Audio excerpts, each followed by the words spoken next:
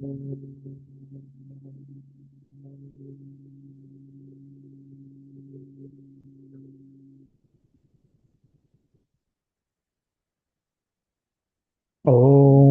सहनाववतु सहनौ भुनक्तु सह वीर्यं करवावहै तेजस्विनावधीतमस्तु मा विद्विषावहै। ॐ शान्ति शान्ति शान्तिः। हरिः ॐ श्री गुरुभ्यो नमः। हरिः ॐ। બીજી કઈ પ્રાર્થના કરો છો?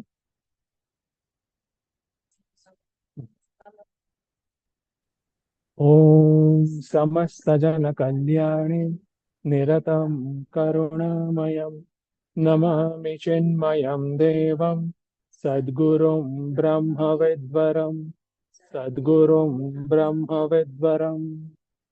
આટલું જ ને? ઓકે. સરસ્વતી નમસ્તુભ્યં વરદે કામરૂપિણી વિદ્યારંભં કરિષ્યામિ સિદ્ધિર્ભવતુ મે સદા.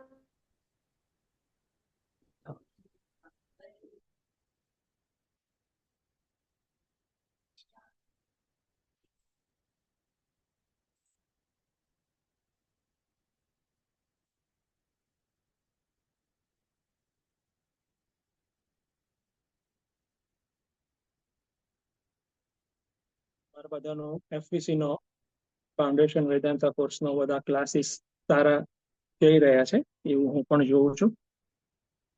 એક્ઝામ્સ પણ સારી જઈ રહી છે અને માર્ક જેવા જતા હોય એવા એમાં વાંધો નથી થોડો. તો એક જે ઇમ્પોર્ટન્ટ ટોપિક છે, ઘણા બધા ઇમ્પોર્ટન્ટ ટોપિક છે, એમાંનો એક હે ને, અને એ ટોપિક છે ધર્મ. તો ધર્મ વિશે એક રિક્વેસ્ટ એ પ્રકારે મૂકવામાં આવી હતી કે એના ઉપર વિશેષ રીતે વાત કરવામાં આવે તો એની પર એક પ્રકાશ પડશે. ઓકે, એટલા માટે આજનો ટોપિક પણ છે લાઇટ ઓન ધર્મ. ઓકે, કે ધર્મ જે છે એની પર જ એક પ્રકાશ વ્યવસ્થિત પડે. ઓકે, તો એ આપણે થોડુંક જોઈએ. સૌથી પહેલા જે ધર્મને કહેતા પહેલા હું એમ વાત કરીશ કે આપણે લાઈફના મધ્ય ભાગમાં, સેન્ટરમાં જો કોઈ એક બાબત હોય તો એ છે જ્ઞાન, નોલેજ. અને જે પ્રકારનું વ્યક્તિનું જ્ઞાન હશે તદ અનુસાર એનું જીવન હશે આપણને ખ્યાલ છે. અને જ્ઞાનના સંવર્ધનથી જ આપણા વ્યક્તિત્વનું સંવર્ધન થાય છે એ આપણને ખબર છે. તો જ્ઞાન વિશે પહેલા એક થોડુંક જોઈ લેવામાં આવે અને ત્યારબાદ પછી આગળ. તો આ જે જ્ઞાન છે ને એને પણ આપણે આપણા સમજવા માટે આપણા જે શાસ્ત્રોનું જ્ઞાન છે એની વાત છે. દુનિયામાં ઘણા બધા પ્રકારના જ્ઞાન છે. અધ્યાત્મનું શાસ્ત્રનું જ્ઞાન છે એને 4 પ્રકારે વહેંચી શકાય. 4 કેટેગરીમાં મૂકીશું તો એ શાસ્ત્રો અનંત છે તો એને સમજવા ઈઝી પડશે.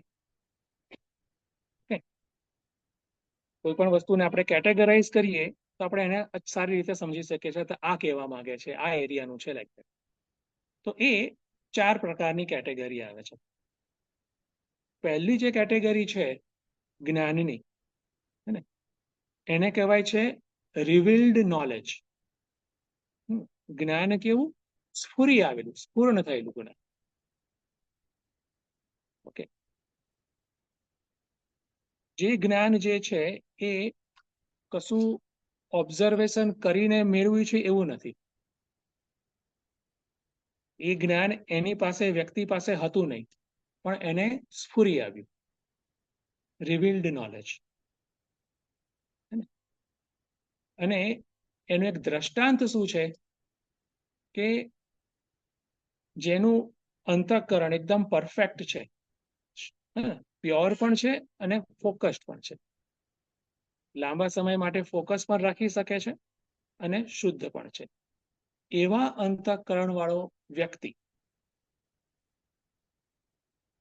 જ્યારે કોઈ બાબત ઉપર ધ્યાન ધરે છે, મીન્સ કે ફોકસ કરે છે પર્યાપ્ત સમય માટે, તો તેને તે બાબતનું જ્ઞાન સ્ફુરી આવે છે. ઓકે, જેમ કે આપણા ઋષિ મુનિઓએ સત્યનું ઉપર ધ્યાન ધર્યું, મેડિટેટ કર્યું અને એમને સત્ય સ્ફુરી આવ્યું. ઓકે, જેને બીજા શબ્દોમાં કહીએ છીએ કે વેદના મંત્રો એમણે સાંભળ્યા, વેદના મંત્રો એમણે સાંભળ્યા એવું કહે છે. તો એ એક નોલેજ થઈ ગયું. તો એ નોલેજને કહીશું કે એક સ્ફુરણ થયું, રિવીલ્ડ નોલેજ. હે ને, એ કદી એવું નથી કે આ મેં શોધ્યું છે અને મારી પ્રોપર્ટી છે, નથી આવતી. ઓકે, એ એક કેટેગરી થઈ ગઈ. તો વેદના જેટલા પણ મંત્રો છે બધા એ કેટેગરીમાં આવશે. પછી બીજો જ્ઞાનનો પ્રકાર છે એ છે એક્સપિરિયન્સ્ડ નોલેજ, કે હવે એ જે પણ સાંભળનાર છે અથવા તો અનુભવ કરનાર છે એની બુદ્ધિમાં આવ્યું. ઓકે, અનુભવ એણે ઇન્દ્રિયોની મદદથી, વિચારની મદદથી એણે લીધો, એનાલિસિસ કર્યું,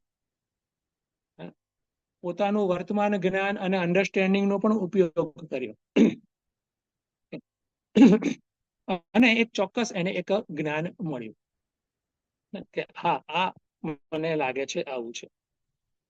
ઓકે, ફોર એક્ઝામ્પલ, વેદનું જે જ્ઞાન છે એ કોઈ વ્યક્તિ કે મહાત્મા સમજે છે, એને આત્મસાત કરે છે અને પછી એ જ જ્ઞાનને લોકો સમજી શકે એ રીતે મૂક્યું છે એમણે સામે. બરાબર છે, તો એ થયું એક્સપિરિયન્સ્ડ નોલેજ. અને એના બેઝ પર જે અલગ અલગ પ્રકારના જે ગ્રંથો, અલગ અલગ પ્રકારની પુસ્તકો રચાઈ, જેવી રીતે રિવીલ્ડ નોલેજને કહીએ છીએ આપણે, શું કહીએ છીએ, વેદ. એ રીતે જે એક્સપિરિયન્સના બેઝ પર જે જ્ઞાન છે એને કહીએ છીએ સ્મૃતિ ગ્રંથ. સ્મૃતિ ગ્રંથ. ઓકે, જેવી રીતે ભગવદ્ ગીતા પણ સ્મૃતિ ગ્રંથ છે. ઓકે, તો વેદ વ્યાસે એ ભગવાનની વાણી એમણે સાંભળી અને પછી એને ડોક્યુમેન્ટ કરી. ઠીક છે, અને સ્મૃતિ ગ્રંથના એરિયામાં જ આ અલગ અલગ પ્રકારના બીજી બધી સ્મૃતિઓ પણ આવતી હોય છે, કે જે અલગ અલગ ઋષિઓએ, મહાત્માઓએ જે કોડ ઓફ કન્ડક્ટ જેને કહેતા હોય છે, હે ને, કે કેવી રીતે સમાજને એ ઉપયોગી થઈ પડે એ પ્રકારેનું જે ગ્રંથ છે, જેને કહે છે અલગ અલગ પ્રકારની સ્મૃતિઓ.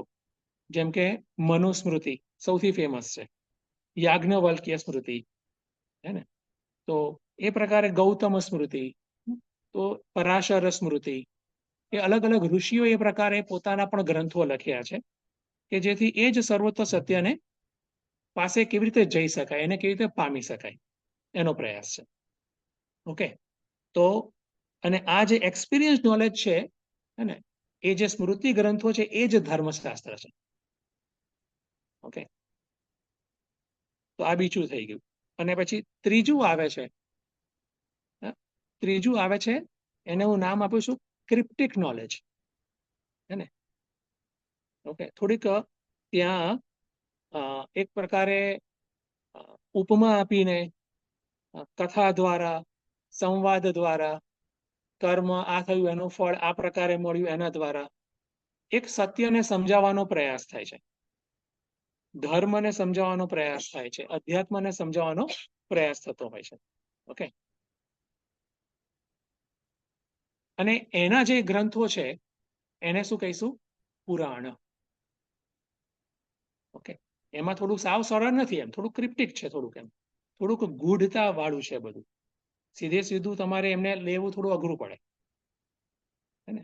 અને વ્યાસજીએ બધા પુરાણ રચ્યા છે, ટોટલ 27 પુરાણ છે અને 27 ઉપપુરાણ પણ છે. ઓકે, તો ઘણા બધા તો આપણને ખબર પણ નહીં હોય. અને ચોથા પ્રકારનું જે જ્ઞાનનો જે વિષય છે, પ્રકાર છે, એને કહે છે ડોક્યુમેન્ટેડ નોલેજ.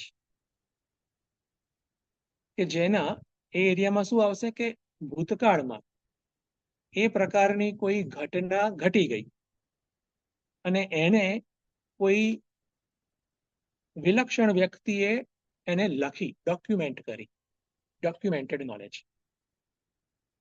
ઠીક છે. અને પછી એ જે એને ડોક્યુમેન્ટ કર્યું એ પણ એક શાસ્ત્રના રૂપમાં આપણી સામે આવ્યું. ઓકે, તે બધા શાસ્ત્રો કયા છે પ્રકારના? ગુડ. રામાયણ, મહાભારત, જેને કહે છે ઇતિહાસ. ઇતિહાસ શું છે? ઇતિહાસ એ ડોક્યુમેન્ટ થયું છે. મહાભારત કહે છે કે સૌથી મોટું કાવ્ય છે દુનિયાનું. તો આ 4 પ્રકારના જ્ઞાનના અલગ અલગ ગ્રંથો છે. ઓકે, ઠીક છે. તો પહેલું જે છે એક રિવીલ્ડ નોલેજ, પછી એક્સપિરિયન્સ્ડ નોલેજ, પછી ક્રિપ્ટિક નોલેજ અને ડોક્યુમેન્ટેડ નોલેજ. વેદ, પછી સ્મૃતિ, પછી પુરાણ અને ઇતિહાસ. ઓકે, આ 4 થઈ ગયા. અને એમાંથી મેં કીધું હતું કે જે સ્મૃતિ છે ને એ ધર્મશાસ્ત્ર, અલગ અલગ પ્રકારના જે સ્મૃતિ ગ્રંથો છે એ ધર્મશાસ્ત્ર તરીકે ઘણી સદીઓથી ભારત દેશમાં એ ફોલો થાય છે. ઓકે, અને એમાં ઘણા બધા અલગ અલગ સમયાંતરે પરિવર્તનો પણ આવતા હોય છે, અથવા તો કંઈક મહાપુરુષો લાવતા પણ હોય છે. તો હવે મૂળ હું હવે ધર્મ પર આવીશ. આ બધું જ જ્ઞાન જ છે, તો ધર્મનું પણ જ્ઞાન છે. ઓકે, તો હવે જે આપણો જે મેઇન ટોપિક છે ધર્મ, એની પર હું આવું છું હવે કે ધર્મ એટલે શું. ઓકે, એક પ્રશ્ન થાય ને કે ધર્મ એટલે શું, ધર્મની શું વ્યાખ્યા થઈ શકે. તો એનો આન્સર એક બહુ સ્પષ્ટ રાખવો કે ધર્મની ઘણી બધી વ્યાખ્યા થઈ શકે. ગુરુદેવ એ જ્યારે વાત કરતા ધર્મ પર તો એવું કહેતા કે ધર્મની આપણે ડિક્શનરીમાં મિનિંગ જોઈએ તો 3 પાનાનો છે. એટલે એક પેજમાં ઘણી બધી વ્યાખ્યાઓ, એ તો 3 પેજીસ એમ.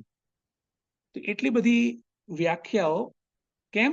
અલગ અલગ કોન્ટેક્સ્ટમાં, અલગ અલગ સંદર્ભમાં એની વ્યાખ્યાઓ છે. તો જે રીતે જ્ઞાનને આપણે અલગ અલગ રીતે કેટેગરાઇઝ કર્યું તો આપણને ખ્યાલ આવ્યો કે આટલા બધા શાસ્ત્રો છે, 4 કેટેગરીમાં ઈઝી પડી ગયું. એવી જ રીતે ધર્મને પણ અલગ અલગ કેટેગરીમાં આપણે જોઈ લઈએ તો આપણને ઈઝી પડશે. બરાબર છે, એને સમજવું, એને આઉટલાઈન કરવું એક સારું ઈઝી પડી જશે આપણને. તો એ જે ધર્મ છે એની અલગ અલગ કોન્ટેક્સ્ટથી અલગ અલગ વ્યાખ્યા થતી હોય છે. ઠીક છે, તો એ વ્યાખ્યાઓને આપણે સમજવી પડે અને કયા સંદર્ભથી છે એ મુજબ એને સમજવાનું હોય. હે ને, કોઈક વ્યક્તિ છે તે કોણ છે તો આપણે એ કહીએ છીએ કોના સંદર્ભથી તમે કહો છો.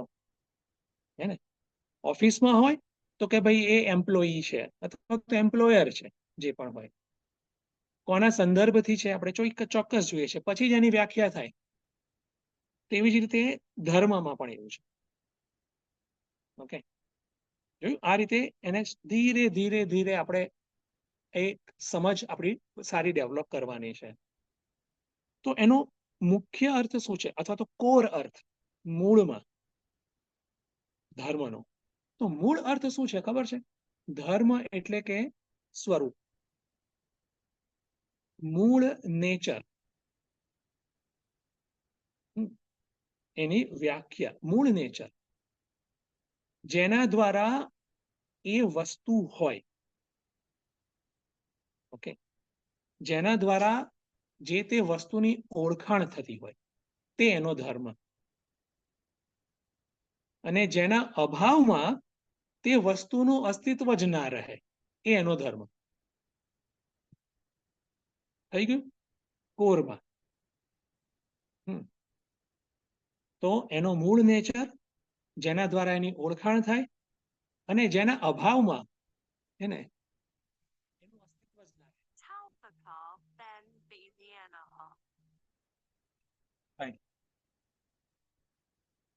ઓકે,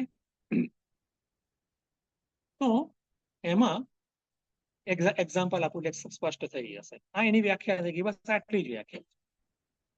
એક્ઝામ્પલ છે, ફોર એક્ઝામ્પલ શુગર. તો શુગરનો મૂળ ધર્મ શું કહીશું આપણે? સ્વીટનેસ. ખારી શુગર આપણે કદી નથી હોતી, બરાબર છે? તો સ્વીટનેસ જે છે એનો મૂળ નેચર થઈ ગયો.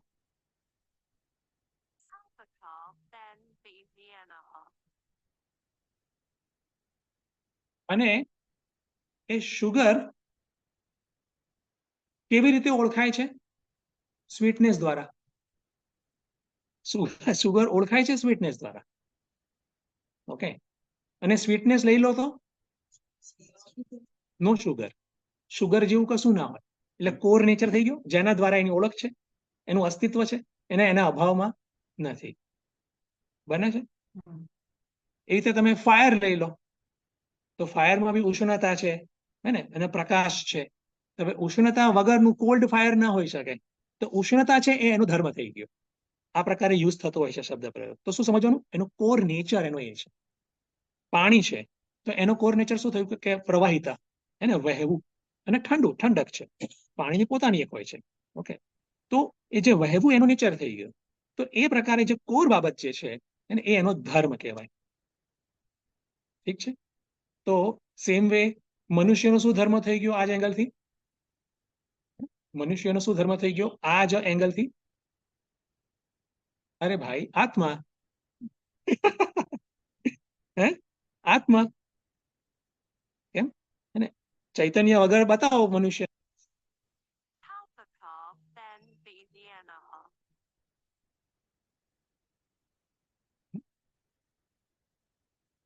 બરાબર છે? તો સેમ વે મનુષ્યનો મૂળ ધર્મ શું થઈ ગયો? આત્મા. જોયું? તમે મૂળે આત્મા છો નથી કહેતા આપણે, શાસ્ત્રો આપણને કહે. તો તમારો મૂળ ધર્મ આત્મા છે એમ.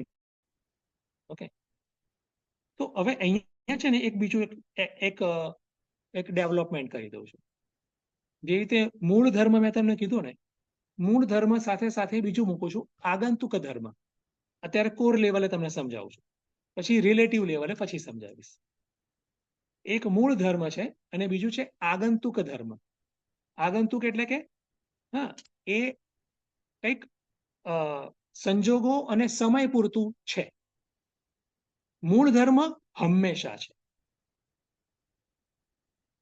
ઠીક છે? મૂળ ધર્મ હંમેશા છે. એ સમય અને સંજોગોને સાપેક્ષ નથી. આગંતુક ધર્મ એ સમય અને સંજોગો અનુસાર છે. ઠીક છે? આવવા જવા વાળું એવી રીતે, હે ને? જેવી રીતે એક્ઝામ્પલ આપું, આપણે જોયું હતું કે પાણી જે છે એ એનું એક નોર્મલ એક ટેમ્પરેચર અને એનો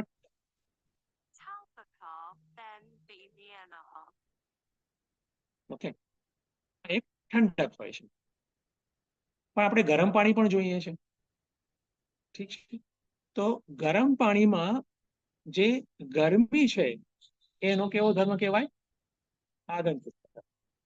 એનો પોતાનો નથી. એ તો અગ્નિનો છે, પણ અહીંયા પણ એને આવી ગયો છે. બરાબર છે? એની પ્રોપર્ટી કહીએ, ક્યારેક શબ્દ બી પ્રોપર્ટી શબ્દ બી વાપરતા હોય છે. ઓકે, પછી વેદાંતમાં બીજું એક એક્ઝામ્પલ પણ આપતા હોય છે. એ એક્ઝામ્પલ છે ફાયરબોલ. ઓકે, કે એક લોખંડનો ટુકડો છે. તો લોખંડનો ટુકડો કેવો હોય? એક ઠંડો હોય અને કાળો હોય, એનો જે બી એક બ્રાઉનિશ કલર હોય. પણ અગ્નિમાં તપાવીએ તો એ કેવો થઈ જાય? એ લાલ લાલ થઈ જાય. તો એ લાલ કલર જે છે એ કેવો ધર્મ કહેવાય? આગંતુક ધર્મ. થઈ ગયો? અત્યારે એ લાલ છે તો ઘણા સમય માટે બી લાલ હોઈ શકે, તપાવતા રહીએ તો એનો આગંતુક ધર્મ થઈ ગયો. તો સેમ વે આપણો મૂળ ધર્મ શું છે? મનુષ્યનો આત્મા. અને આપણો આગંતુક ધર્મ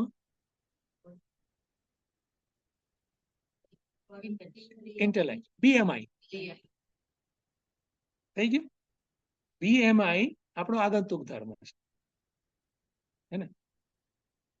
અને બોડીને તો આપણે આરામથી લઈ જ શકીશું કે જે પુનર્જન્મ થાય છે એમાં એ આગંતુક છે જ, બરાબર છે, પુનર્જન્મમાં એ આગંતુક છે, એ બી દેખાય છે. પણ બીએમાં આખું એ આગંતુક ધર્મ છે. મૂળ ધર્મ શું છે? આત્મા. અને આગંતુક ધર્મનું કારણ શું છે? વાસના, અજ્ઞાન.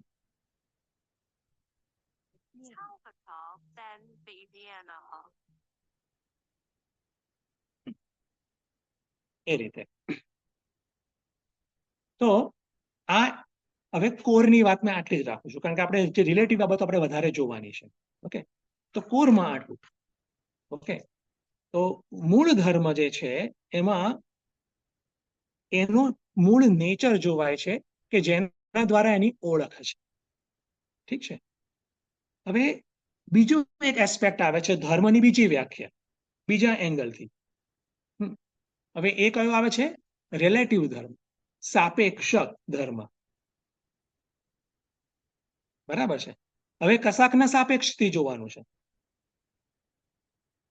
અને આ બાબત માત્ર મનુષ્ય માટે જ આવે છે. ધર્મ માત્ર મનુષ્ય માટે છે, બીજા કોઈ જે યોનિઓ બીજી કોઈ જીવ છે એ લોકોની માટે નથી. ઓકે, તો એને આપણે સમજવાનું છે. અગેન એમાં પણ ઘણા બધા એંગલ છે, ઘણા બધા વેઝ છે. તો ઘણા બધા એંગલ ધર્મના છે. કોની માટે? મનુષ્ય માટે. ઓકે, તો અહીંયા અગેન આપણે શું જોતા હતા? એની વ્યાખ્યા. ઓકે, જે રીતે કોર ધર્મની જે વ્યાખ્યા જોઈ એવી જ રીતે અહીંયા પણ હવે રિલેટિવલી એઝ અ મનુષ્ય આપણી એક વ્યાખ્યા જોવી પડે. તો એક પછી બીજી પછી ત્રીજી એમ જોતા જવાનું છે. ઓકે, એ પ્રકારે આપણે આગળ વધીશું. ઠીક છે. તો અહીંયા હવે ધર્મ એટલે શું? એઝ એ વ્યક્તિ, એઝ એ વ્યક્તિ ધર્મ એટલે શું?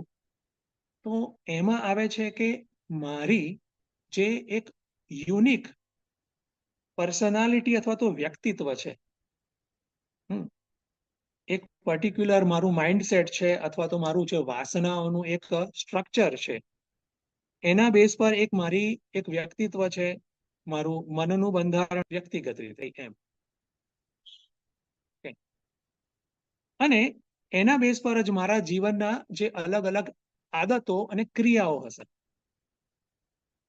બધી વાસના બેઝ જ હોય છે. તો મારી વ્યક્તિત્વ, હવે જો હું આખું વ્યાખ્યા મૂકું છું, મારા વ્યક્તિત્વ અનુસાર કે જેમાં મારું શરીર અને મારું મન મારી ક્રિયાઓ છે યુનિક, એ અનુસાર હું એ પ્રકારનું જીવન જીવું કે જેથી મારા જીવનમાં શાંતિ, સમૃદ્ધિ અને સુખ હોય, સફળતા હોય. તો એ મારો ધર્મ થઈ ગયો. ગેટિંગ? એ મારો ધર્મ થઈ ગયો. મારા વ્યક્તિત્વ અનુસાર હું જીવું એમ. હવે જુઓ, તમને એક બીજો શબ્દ આપું છું અહીંયા જ. બીજો શબ્દ શું છે? પરધર્મ. ભગવદ્ ગીતામાં છે પરધર્મ. તો પરધર્મ શું છે?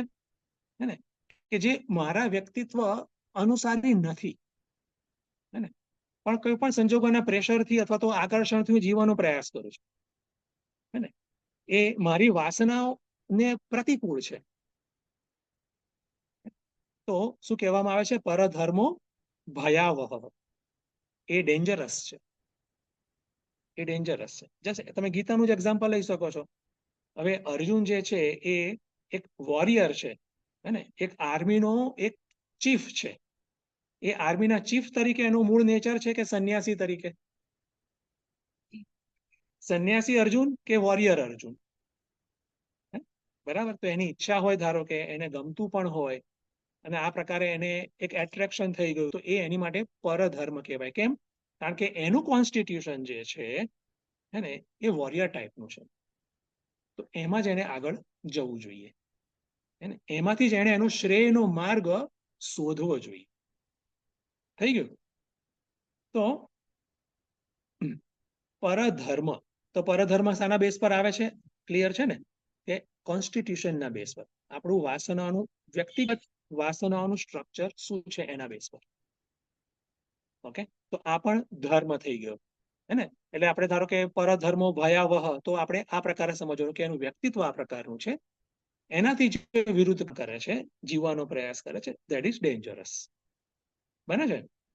આટલું રાખીએ. ઓકે. અને હવે જે અલગ અલગ પ્રકારના ધર્મશાસ્ત્રો છે, ઠીક છે, એની વાત કરીશ. અને ધર્મશાસ્ત્ર પછી આપણને કશુંક એડવાઇસ કરતા હોય છે, ઠીક છે, એની વાત કરીશ. ઇન્ડિવિજ્યુઅલની મેં વાત કરી નાખી, હવે ધર્મશાસ્ત્રની. ઓકે. તો અહીંયા શબ્દ છે શાસ્ત્ર. અને તમે શાસ્ત્ર એટલે શું છે ખબર છે? સાયન્સ. ઓકે. અને ડોક્યુમેન્ટેડ સાયન્સ. જેવી રીતે છે અર્થશાસ્ત્ર, રસાયણશાસ્ત્ર, ચિકિત્સા શાસ્ત્ર, બધા શાસ્ત્ર છે.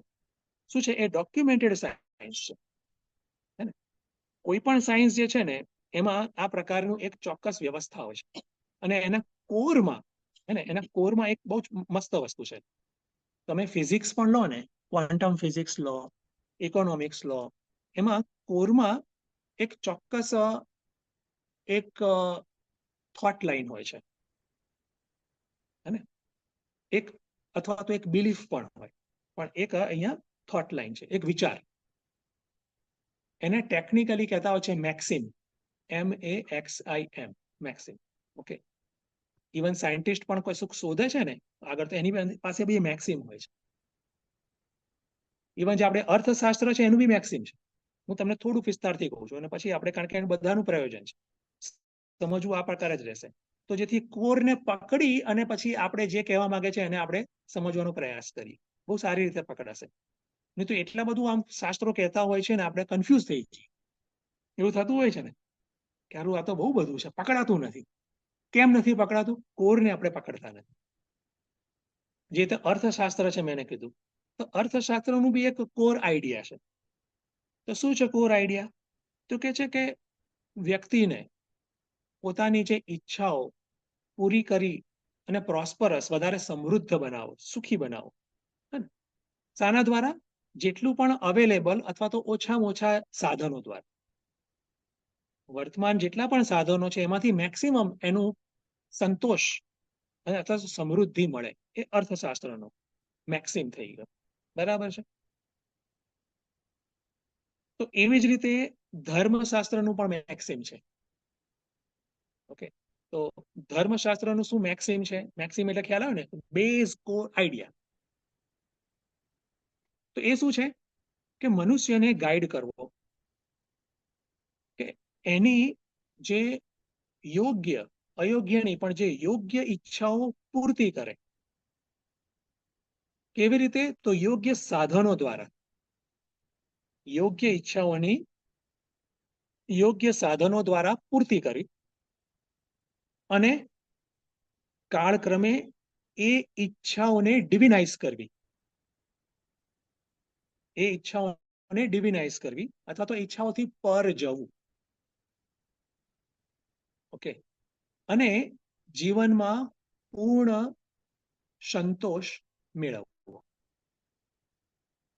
આ થઈ ગયું ધર્મશાસ્ત્રની મેક્સિમ, એનો કોર આઈડિયા. ધર્મશાસ્ત્રની કેમ જરૂર છે?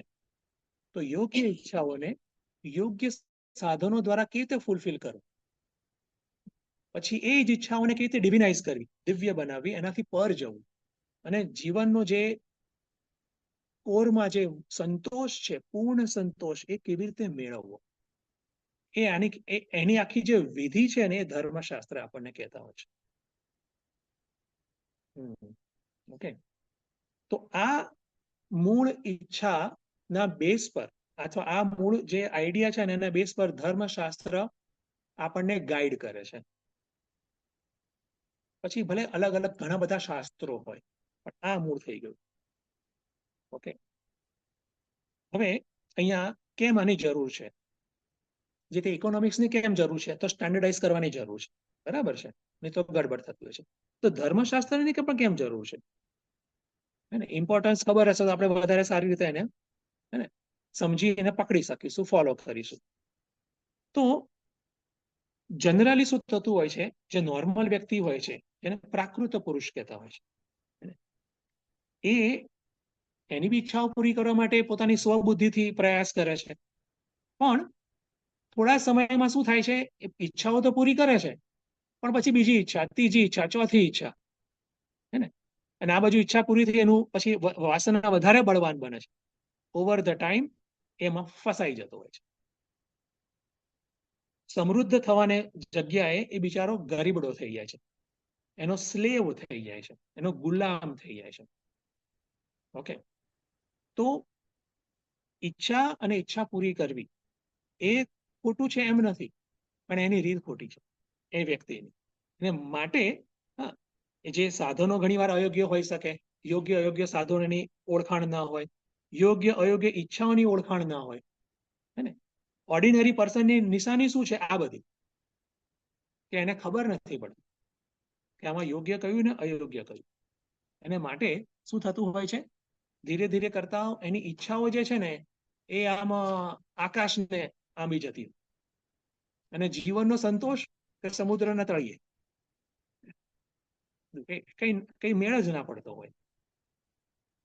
ગુરુદેવ પણ એ પ્રકારે કહેતા હોય છે કે આજનો મનુષ્ય કેવો છે કે એકદમ લક્ઝુરિયસ લાઈફ હોય, ફર્સ્ટ ક્લાસ એકદમ એનું એપાર્ટમેન્ટ કે બંગલો હોય, એસી રૂમ હોય, હે, મસ્ત સોફા સેટ હોય, એકદમ કોઝી કોઝી, અને સોફા સેટ પર બેસી અને રડતો હોય.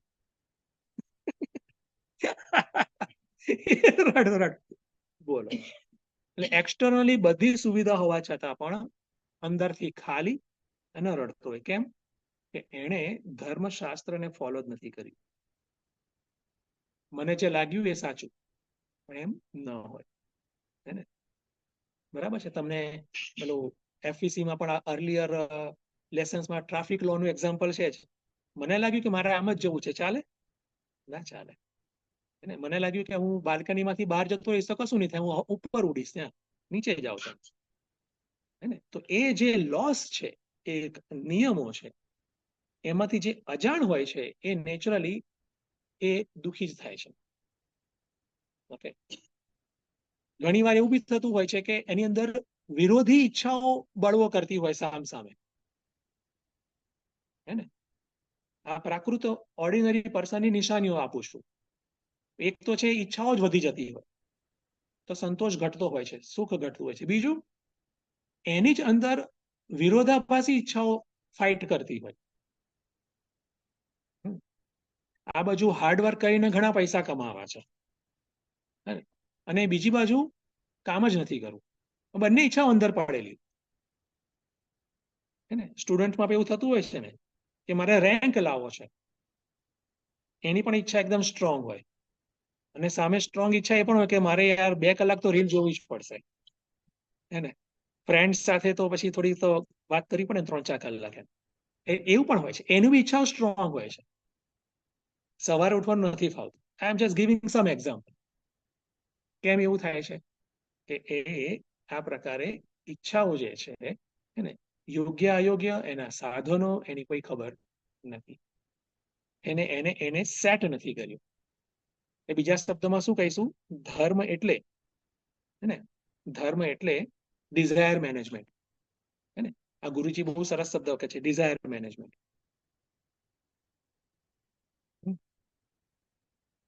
તો ઈચ્છાઓ અગેન સાત્વિક, રાજસિક, તામસિક, હા, બરાબર છે. તો સાત્વિક ઈચ્છા, રાજસિક ઈચ્છા, એને મેનેજ કરવાની છે. જે તામસિક ઈચ્છાઓ છે તો એને કેવી રીતે કર્બ કરવી, ઓછી ને ઓછી કરવી, કાપી નાખવી. રાજસિક ઈચ્છાઓ જે છે, ને, એને પણ ધીરે ધીરે ગાઈડ કરવી ટુવર્ડ્સ સત્વ, અને એને ઓળખવી પણ, એને આપણે ઓળખવી પડે. અને યાદ રાખવું, ઈચ્છા પૂરી થાય તો સુખ મળે જ. એટલે તામસિક ઈચ્છા પૂરી થાય તોય સુખ મળે.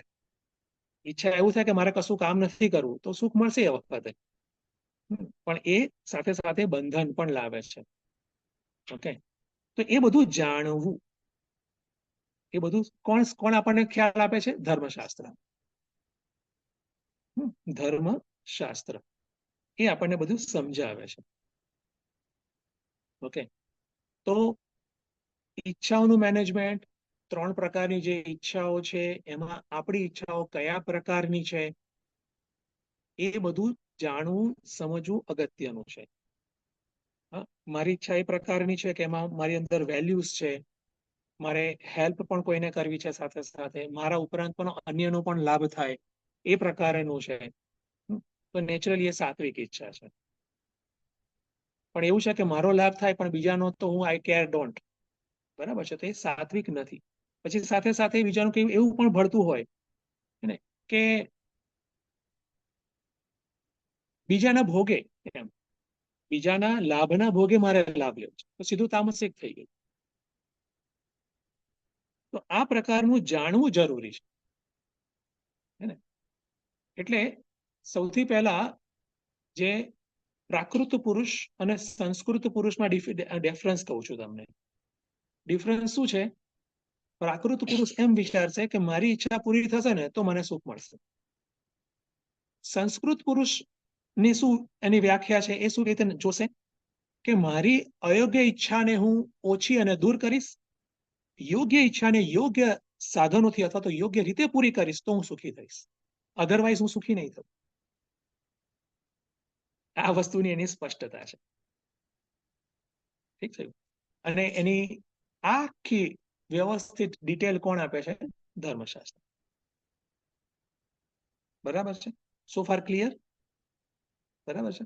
તો હવે એ આગળ હું જઉં છું. અગેન ગુરુજી જ આ પ્રકારે સરસ વાત કરે છે કે આ જે ડિઝાયર મેનેજમેન્ટ છે ને એને અલગ અલગ ભાગમાં આપણે વહેંચી શકીએ. ઓકે, કે કઈ કઈ બાબતો આપણે કરવાની છે, જે આપણે મેક્સિમ જોયું ધર્મશાસ્ત્રનું, તો એના બેઝ પર જ અહીંયા ડિઝાયર મેનેજમેન્ટ થાય છે. ઓકે, મૂળમાં આપણી ઈચ્છાઓ જે છે એની પર જ આપણે વર્ક કરવાનું છે, કારણ કે ઈચ્છા અનુસારના જ કર્મો હશે. ઈચ્છા અનુસારના જ કર્મો હશે, કર્મ અનુસારની જ મારી હેબિટ અને લાઈફસ્ટાઈલ હશે. તો મારી પર્ટિક્યુલર હેબિટ છે મીન્સ કે અમુક ઈચ્છા મારી સ્ટ્રોંગ છે. ઓકે, ને ધર્મશાસ્ત્ર આખું એ ઈચ્છા ઉપર વર્ક કરે છે. ઓકે, તો મનમાં કયા પ્રકારનું બંધારણ છે, આપણું મનનું કોન્સ્ટિટ્યુશન કયા પ્રકારનું છે, બને છે? ઓકે, તો કાર્યમાં ન જોતા એના કારણમાં જોવાનું છે. ઓકે, લાઈફસ્ટાઈલ અને હેબિટ એ કાર્ય છે, એના પર પણ વર્ક કરવાનું છે, પણ કારણ એનું છે એની ઈચ્છા, આખું ઈચ્છાનું તંત્ર, સિસ્ટમ. ઓકે, તો અહીંયા 4-5 બાબતો કે છે. પહેલું તો જેટલી પણ અયોગ્ય ઈચ્છાઓ છે, ઠીક છે, એનો ત્યાગ કરવો. બની શકે કે આપણને સારી ગમતી હોય પણ એને છોડી, કારણ કે એ જ અયોગ્ય ઈચ્છાઓ અધર્મ તરફ લઈ જાય છે. અને અધર્મ એટલે જ્યાં આપણને દુઃખ મળે, જ્યાં આપણને બંધન મળે, વધારે ને વધારે તમસમાં આપણે જઈએ. ઠીક છે, તો એનો ત્યાગ કરવો. પછી બીજું, અયોગ્ય સાધનોનો ત્યાગ કરવો, અયોગ્ય રસ્તાઓનો ત્યાગ કરવો. પછી ભલે યોગ્ય ઈચ્છા હોય, આ બીજું થઈ ગયું. ઈચ્છા ભલે યોગ્ય હોય પણ એના જે એના રસ્તા છે, રીત છે, વિધિ છે, જેને નિષિદ્ધ કર્મ કહે છે, એને છોડવું. અયોગ્ય એટલે જ અધર્મ. બરાબર છે. એક્ઝામ્પલ તરીકે કે મારે મોબાઈલ જોઈએ છે, તેમાં કશું ખોટું નથી દેખાતું, પણ હું ચોરીને લઉં તો થઈ ગયું. મારે રેન્ક લાવો છે, કશું ખોટું નથી, પણ હું કોપી કરું તો ગેટિંગ ને. બરાબર છે. મારે બિઝનેસમાં મારે પ્રોફિટ લેવો છે, કોઈ ખોટું નથી, પણ હું ચીટિંગ કરું તો અયોગ્ય રસ્તો થઈ ગયો. હે ને? જે ઈચ્છા છે એ યોગ્ય છે, ઈચ્છા અયોગ્ય નથી, પણ એનો રસ્તો અયોગ્ય થઈ ગયો. ઓકે, તો એ પ્રકારે જોવાનું છે. તો અગેન અયોગ્ય જે રસ્તો છે, અયોગ્ય રીત છે, એનો ત્યાગ થઈ ગયું. પછી ત્રીજું, યોગ્ય ઈચ્છા, યોગ્ય રીતથી કરવી. ઠીક છે, આ ધર્મ થઈ ગયો. ઓકે, યોગ્ય ઈચ્છા યોગ્ય રીતથી, અને એનાથી જ આપણને સુખ અને સંતોષ મળે. જેમ કે હું હાર્ડ વર્ક કરું અને પછી હું મોબાઈલ લઉં, ટીવી લઉં. હું હાર્ડ વર્ક કરું અને પછી મારો પ્રોફિટ હું વધારું, તો દેટ ઇઝ ઓકે. તો પહેલા બે આપણે કાપવા જોઈએ આ ડિરેક્શન. અને આના બેઝ પર પછી ઘણું બધું ધર્મશાસ્ત્રો આપણને ડૂઝ અને ડોન્ટ્સ કહેતા હોય છે. ઓકે, પણ એની જે આઉટલાઈન છે એ આ બધી છે. પછી ચોથું આવે છે કે હવે ચોથામાં આવે છે કે નિષ્કામ કર્મ કરવા જોઈએ, કે જ્યાં પર્સનલ કોઈ કામના નથી. પર્સનલ એમાંથી કશું આપણને લાભ મળશે એવું નથી. ગેઇન સક્સેસ પર્સનલ નહીં, પણ અન્યના લાભ માટે. અને ત્યાં ધર્મશાસ્ત્ર એમ પણ કહે છે કે જેવી રીતે તમસમાંથી રજસમાં અને રજસમાંથી સત્વમાં જવામાં હાર્ડ છે ને, અવરોધ અંદરથી જ આવતો હોય છે, એવી રીતે નિષ્કામમાં પણ અંદરથી અવરોધ આવતો જ હોય છે. જે લેવલની આપણી સકામતા હોય ને એનાથી હાયર નિષ્કામતા કરવી હોય તો અવરોધ આવે, પણ આપણે એને રેઝિસ્ટ કરવો આવશ્યક છે, એ નેસેસરી છે. તો કે છે એ કરવું. ઠીક છે, તો નિષ્કામ કર્મ કરો. જોયું, વધારે ને વધારે હવે ડિવિનાઇઝ થઈ રહી છે આપણી જ ઈચ્છાઓ. એક લેવલથી બીજા, બીજાથી ત્રીજા, ત્રીજાથી ચોથા, અને પછી પાંચમું આવે છે કે આપણી બધી જ ઈચ્છાઓ જેટલી પણ છે એ બધી જ ઈચ્છાઓ ડિવિનાઇઝ થઈ જાય. ઓકે, જેને કહે છે ઈશ્વર અર્પણ બુદ્ધિ. ઓકે, જે પણ ઇવન આપણને પરિસ્થિતિ આપણી સામે આવે છે એ ફળ છે, રિઝલ્ટ છે, તો ઈશ્વર પ્રસાદ બુદ્ધિ. ઠીક છે, તો એ થાય. ઓકે, અને એને પરિણામે શું થશે કે આપણી સ્થૂળ અને સૂક્ષ્મ બધી જ પ્રકારની જે આસક્તિઓ છે એ કપાશે, એસ્પેશિયલી સૂક્ષ્મ આસક્તિઓ કપાશે. ઓકે, અલગ અલગ લોકો, અલગ અલગ વસ્તુઓ, કોઈ પોઝિશન, ઘણી ઘણી અલગ અલગ આપણી આસક્તિઓ હોય છે. ને એ આસક્તિ દ્વારા આપણે આપણી આઈડેન્ટિટી પણ નક્કી કરી હોય, તો હું તો આ છું, ને તો આપણે બંધાઈને રહેતા હોય છે, એ આપણું કપાશે. ઓકે, અને એમાં જ પછી આગળ આવે છે કે હું નિમિત્ત છું. નેક્સ્ટ લેવલ કે હું નિમિત્ત છું, એ પ્રકારની બુદ્ધિ આવશે. જે પણ કાર્ય થાય છે એમાં હું નિમિત્ત છું. ઓકે, નેક્સ્ટ લેવલ કે હું ઇન્સ્ટ્રુમેન્ટ છું ભગવાનનો. ઓકે, એ શું દેખાય છે કે એ કર્મનો કર્તા તરીકે હું મારું અભિમાન નથી. ઓકે, જોયું, ધર્મશાસ્ત્ર છે કે અહીંયા સુધી લઈ જાય છે આપણને ડિવિનાઇઝ થઈ જવું, બધા જ કર્મો આપણા.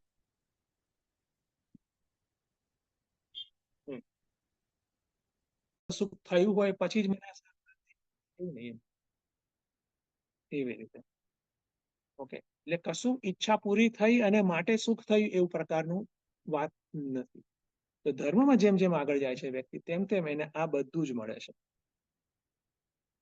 ઓકે, તો ડિઝાયર મેનેજમેન્ટ એમની વાત કરી મેં સોફાર. પહેલા તો આટલું ક્લિયર છે. આમાં કશું કોઈને પ્રશ્ન? લગભગ સ્પષ્ટ છે. ઓનલાઈન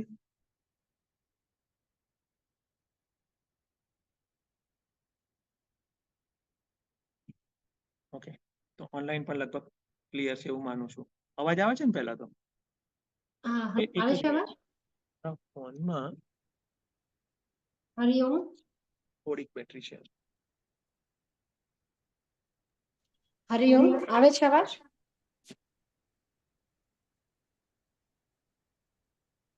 હા, બોલો. હા, હરિઓમ. યા હરિઓમ. હા, નથી, ક્વેરી નથી સ્વામીજી. ઓકે, હા, બાય ધ વે આ બ્લુટુથ છે ને શાંત પડી ગયું છે એવું લાગે છે.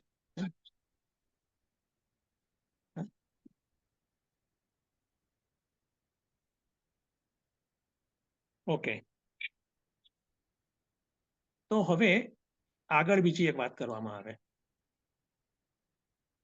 એક આપણે આ વાત કરીએ છીએ કે ધર્મ અને ધર્મશાસ્ત્ર આપણને શું આપે છે. ઓકે, જેમાં વાત કરી કે ડિઝાયર મેનેજમેન્ટ, કે આપણી જ પોતાની ઈચ્છાઓનું તંત્રને આપણે એને સેટ કરવાની છે. બીજું એક સરસ શબ્દ છે જે છે ડિઝાયર, મેં કીધું કારણ છે. હવે એનું કાર્ય શું છે? એક્શન. ક્રિયા. થયું ને? તો ધર્મશાસ્ત્ર બંને લેવલે વાત કરે છે. બીજું લેવલ છે એક્શન લેવલ, હે ને? એક્શન મેનેજમેન્ટ અથવા તો લાઈફ મેનેજમેન્ટ, હે ને? એ પણ એક વાત કરે છે ધર્મશાસ્ત્ર, હે ને? અને ત્યાં અલગ અલગ પ્રકારે કેટેગરાઇઝ કરે છે કે તમારો જે રીતે આપણે જોયું હતું પરધર્મ એ કોન્સ્ટિટ્યુશન મુજબનો હતો. વ્યક્તિનું જે કોન્સ્ટિટ્યુશન હોય એ મુજબનું વાત થઈ હતી. લાઈફ મેનેજમેન્ટમાં પણ અલગ અલગ પ્રકારે ધર્મશાસ્ત્રો આપણને કહેતા હોય છે, હે ને? જેને એક કહે છે કે સામાન્ય ધર્મ. ઓકે, સામાન્ય ધર્મ એટલે કે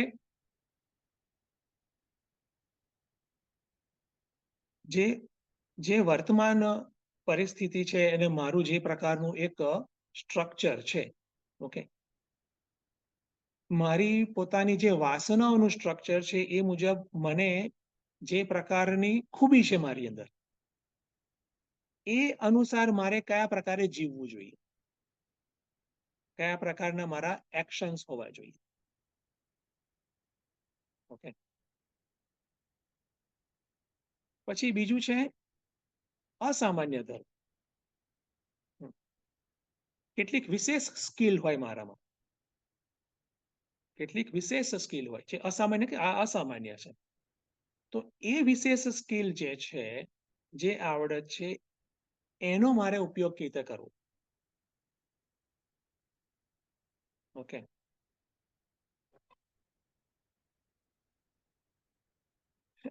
પછી એક છે આપત ધર્મ. આપત કે ક્રિટિકલ ટાઈમમાં મારે શું કરવું જોઈએ, હે ને? ક્રિટિકલ ટાઈમ પણ આવતો હોય છે, ક્યારેક આપતકાળ આવતો હોય છે, ઘરમાં બી ઇમરજન્સી આવી જતી હોય છે, તો આપણે પછી એકદમ રૌદ્ર રૂપ પણ ધારણ કરી લેતા હોઈએ છીએ. થતું હોય છે કારણ કે ઇમરજન્સી આવી ગઈ, તો એ આપત ધર્મ હતી, હે ને? અને એટલો એક છે વિશેષ ધર્મ. વિશેષ ધર્મ, હવે મારે કશુંક હાયર ઉચ્ચ પામવું છે મારે, તો એની માટે ચોક્કસપણે મારે હાયર ઉચ્ચ કશું કરવું પડે. ઓકે, આ બધી જ જે મેં તમને વાત કરી એ આઉટલાઇન્સ છે. ઓકે, અને એના બેઝ ઉપર જે ધર્મશાસ્ત્રો છે એ આપણને ગાઈડ કરે છે. મૂળ મેગઝીન વાત થઈ, વ્યક્તિગત ધર્મ, કોર ધર્મ, ઈચ્છાઓ અને જીવન, બરાબર છે? એ બધાનું એ મેનેજમેન્ટ કેવી રીતે કરવું, તો કે ધર્મશાસ્ત્ર દ્વારા. આપણી બુદ્ધિ જે છે એની પોતાની એક લિમિટેશન છે. ઓકે, અને એક ડેન્જરસ વાત પણ એવી છે કે આપણને બધું સાચું લાગે છે આપણું. આ ડેન્જરસ વસ્તુ છે. આપણને આપણું બધું આમ સાચું લાગે છે, હે ને? કારણ કે આપણી અંદર એક એકચ્યુઅલી એક ગુણ છે, એ છે આશાનો, હોપનો, હે ને? કે બધું બરાબર છે ને બરાબર થશે પણ, એ છે ગુણ, હે ને? પણ એનો ઉપયોગ જો ખોટી ઈચ્છામાં થાય તો એ અવગુણ બની જાય, હે ને? સારો વ્યક્તિ ખોટી સંગતમાં જાય તો બગડી જાય ને, એના જેવું થાય. તો એટલા માટે આ પ્રકારના શાસ્ત્રની, હે ને, ઋષિ દ્વારા પ્રદત્ત શાસ્ત્રની આપણે બહુ જ જરૂર છે. ઓકે, તો આ એક ધર્મ શાસ્ત્રની વાત કરી મેં. ધર્મશાસ્ત્રો ઘણા બધા છે. ઓકે, મેં અલગ અલગ સ્મૃતિ ગ્રંથો જે છે મેં એની વાત કરી હતી, અને એ સ્મૃતિ ગ્રંથોમાં લાઈફ મેનેજમેન્ટ અને ડિઝાયર મેનેજમેન્ટ, હવે તો હું તમને ટેકનિકલ વાત કરી શકીશ, બંનેની વાત કરી છે. ઓકે, અને એના દ્વારા જે પરમ પુરુષાર્થને કેવી રીતે પામી શકાય એની પણ વાત કરી છે. તો મુખ્યત્વે life management, desire management. Okay, અને એના બેઝ પર ઘણા બધા ડૂઝ અને ડોન્ટ્સ છે. ઓકે, જે અલગ અલગ પ્રકારના જે ધર્મ છે, સામાન્ય ધર્મ, વિશેષ ધર્મ, અસામાન્ય ધર્મ, એને પણ ઇનકોર્પોરેટ કર્યા છે. ઓકે, જેને આપણે બીજા શબ્દોમાં કહીશું તો વર્ણાશ્રમ. વર્ણ અને આશ્રમ ધર્મ. વર્ણાશ્રમ પણ ધર્મ છે. ઓકે. અને વર્ણને આપણે કઈ રીતે ન લેવો જોઈએ?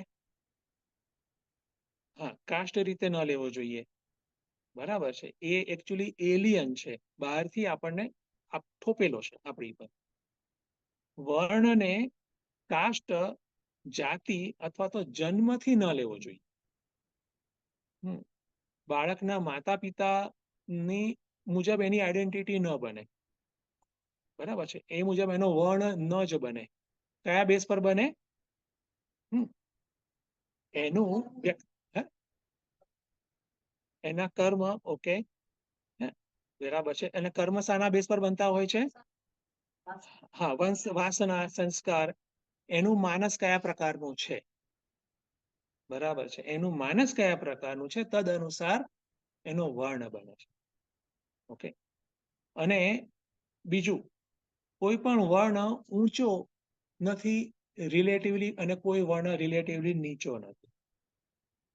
આ પણ થોપેલું છે. ઓકે, એ પણ એક ક્લિયર વસ્તુ છે. દરેકની પોતાની જરૂરિયાત છે. પોતાની જરૂરિયાત છે. અને મૂળ રૂપે શું જરૂરિયાત છે? બધી જ ઈચ્છાઓને ડિવિનાઇઝ કરવી. ઓકે. અહીંયા એક બીજી એક વાત કરીશ પહેલા, ક્યાંક, કારણ કે કન્ફ્યુઝનનો એરિયા આપણી અંદર સ્પષ્ટ હોવો જોઈએ. એક છે સમાજ વિજ્ઞાન. સમાજ વિજ્ઞાન. અને બીજું છે ધર્મ વિજ્ઞાન. સમાજ વિજ્ઞાન છે ને, એનો ઉદ્દેશ શું છે કે સમાજમાં સમૃદ્ધિ રહે. બરાબર છે. સમૃદ્ધિના સાધનો બધાને મળે. ઓકે. અને પછી બીજું કશું નહીં, full stop. Getting? Full stop. બરાબર છે. પછી એમાં સબ ડિવિઝન્સ અલગ અલગ આવતા હોય છે. કોઈ કે સરખી હોવી જોઈએ સમૃદ્ધિ બધા પાસે, કોઈ કે જેની પાસે વધારે આવડત છે વધારે હોય, ઓછી હોય ને ઓછી, એ પ્રકારે. પછી ખેંચતાણ ચાલતી હોય છે. ઓકે. પણ સમૃદ્ધિ મળે અને એનો ઉપયોગ આપણે સારી રીતે કરી શકીએ, એનું વાતાવરણ, ધેટ્સ ઓલ. ઓકે. ધર્મ વિજ્ઞાન છે, ધર્મશાસ્ત્ર, એનો ઉદ્દેશ આ છે જ નહીં. ગેટિંગ? એનો ઉદ્દેશ શું છે કે ભાઈ, આપણી જે ઈચ્છાઓ જે છે એના આપણે જે ગુલામ બનતા હતા, એના પ્રેશરમાં રહેતા હતા, બરાબર છે, એ નીકળી જાય, ડિવિનાઇઝ થાય અને સ્વરૂપને જાણીએ, એ દિશામાં આગળ વધીએ. જો ભેદ કેટલો મોટો છે. બરાબર છે. બહુ મોટો ભેદ છે. તો વાત શું છે, મેં જો વર્ણની વાત કરતો હતો, ઓકે, એક વર્ણ એવું છે અથવા તો એક પ્રકારનું કામ એવું છે કે એને બને કે 12 કલાક કામ કરવાનું છે અને હાર્ડ વર્ક છે. બીજાને બી 14 કલાક કામ કરવાનું છે, પણ સોફ્ટ વર્ક છે. બરાબર છે. પણ બંને વ્યક્તિઓ શું કરી રહ્યા છે? ધર્મશાસ્ત્ર મુજબ પોતાની ઈચ્છાઓના પ્રેશરને, હા, અને અંદર પોતાની જે ગુલામી થઈ છે ઈચ્છાઓની, એને મેનેજ કરી રહ્યા છે. બંને વ્યક્તિઓ પોતપોતાની રીતે કરી રહ્યા છે. ઉદ્દેશ્ય શું છે? એઝ પર ધર્મશાસ્ત્ર ઈચ્છાઓ ડિવિનાઇઝ થાય. બન્યું? તો એક વ્યક્તિનું જે પ્રકારનું કોન્સ્ટિટ્યુશન હશે એ મુજબનું જે કાર્યક્ષેત્ર લેશે, કારણ કે કોન્સ્ટિટ્યુશન મુજબની એની સ્કિલ હશે. બરાબર છે. એની વિશેષતા હશે, એની એ પ્રકારે જ હશે. તો નેચરલી એ મુજબનું કાર્ય કરે તો એને વધારે સારું, સાનુકૂળ પડશે. અલ્ટિમેટલી કાર્ય ક્યાં કરવાનું છે? સમાજમાં માત્ર નહીં. બરાબર છે. એ સેમિકોલોન છે, ફૂલ સ્ટોપ નથી. પછી મારું પોતાનું વ્યક્તિત્વ જે છે વધારે ડિવિનાઇઝ થાય, એ ઉદ્દેશ ધર્મશાસ્ત્રનો છે. ગેટિંગ?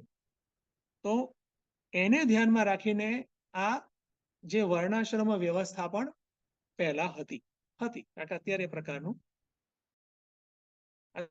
અત્યારે જે પ્રકારનું હોચપોચ છે, હે ને? પણ ધર્મશાસ્ત્રનો ઉદ્દેશ આ પ્રકારે છે.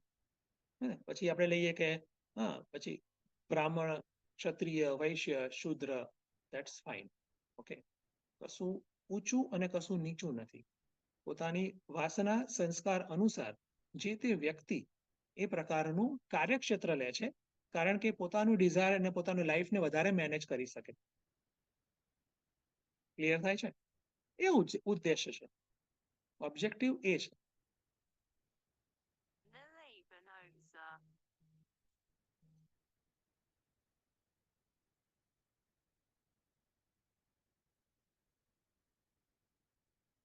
ઓકે, તો ધર્મશાસ્ત્રને આ પ્રકારે આપણે જોવાનું છે. હવે બીજી એક વાત કરું છું. ઓકે, અને પછી લગભગ આઈ થિંક આટલી, હા, હજુ 2-3 વાતો બાકી છે કદાચ. એક વધારે અગત્યની વાત એ આવે છે હવે, જેવી રીતે મેં કીધું કે ધર્મશાસ્ત્ર અને સમાજશાસ્ત્ર, ધર્મ વિજ્ઞાન અને સમાજ વિજ્ઞાનમાં કન્ફ્યુઝન છે. બરાબર છે, દરેકના ઉદ્દેશ અલગ અલગ છે. કાર્યક્ષેત્ર એક જ છે, લોકો, સમાજ, અને એને કારણે કન્ફ્યુઝન આપણી અંદર થતું હોય છે. એવી જ રીતે બીજું એક છે, ધર્મ જે છે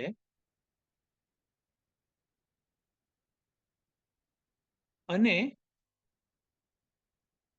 સંપ્રદાય. ધર્મ અને સંપ્રદાય. ઓકે, ધર્મમાં મેં એવું પણ કીધું હતું પહેલા કે જે સ્મૃતિ ગ્રંથ છે અને એના બેઝ પર જે સમાજ વ્યવસ્થા છે, એક તો વર્ણાશ્રમ વ્યવસ્થા છે, અને એના બેઝ પર ઘણી બધી અલગ અલગ રૂઢિઓ હોય. અને આ બધી જે પણ રૂઢિઓ હોય હે ને, જે તે સમાજને પોતાની વર્તમાન સ્થિતિથી ઉપર લાવવા માટે આપી, બાંધવા માટે નહીં, ઉપર લાવવા માટે આપી. હવે એવું બને કે સોસાયટી હેઝ આઉટગ્રોન ધેટ કસ્ટમ. હે ને, સમાજ જે છે એને એ જે રૂઢિ અથવા કસ્ટમ છે ને, એને હવે એની જરૂર ના હોય એ પ્રકારે એ વિકસિત થઈ ગયો છે. વિકાસ કયા પ્રકારનું આગળ આપણે જોઈએ છે? માનસિક વિકાસ. ઇકોનોમિક્સ અને સમાજશાસ્ત્ર એ બાહ્ય વિકાસ જોશે, એ માનસિક રીતે એટલો સમૃદ્ધ થયો છે. ઓકે, તો પછી શું થશે કે એ જે પર્ટિક્યુલર પ્રિન્સિપલના બેઝ પર જે ડૂઝ અને ડોન્ટ્સ આપ્યા છે એ હટી જાય અને બીજા આવે. ગેટિંગ? એ હટી જાય અને બીજા આવે. અને બીજા કેવા હોય? હાયર હોય. કે હવે આ પ્રકારના ડૂઝ એન્ડ ડોન્ટ્સ, અથવા તો આપણે કહીશું ડિસિપ્લિન, સેટ ઓફ ડિસિપ્લિન, એ મારી માટે જરૂરી છે. બને છે? એ વ્યક્તિગત લેવલે પણ હોય છે અને સોસાયટીના લેવલે પણ હોય છે. ઓકે, અને જ્યારે પરિપક્વતા વ્યક્તિગત અથવા તો સોસાયટીની આવી જાય છે ત્યારે એ ડિસિપ્લિનની આવશ્યકતા નથી રહેતી, અને પછી નેચરલી હાયર ડિસિપ્લિન એ પ્રકારે જતું હોય છે.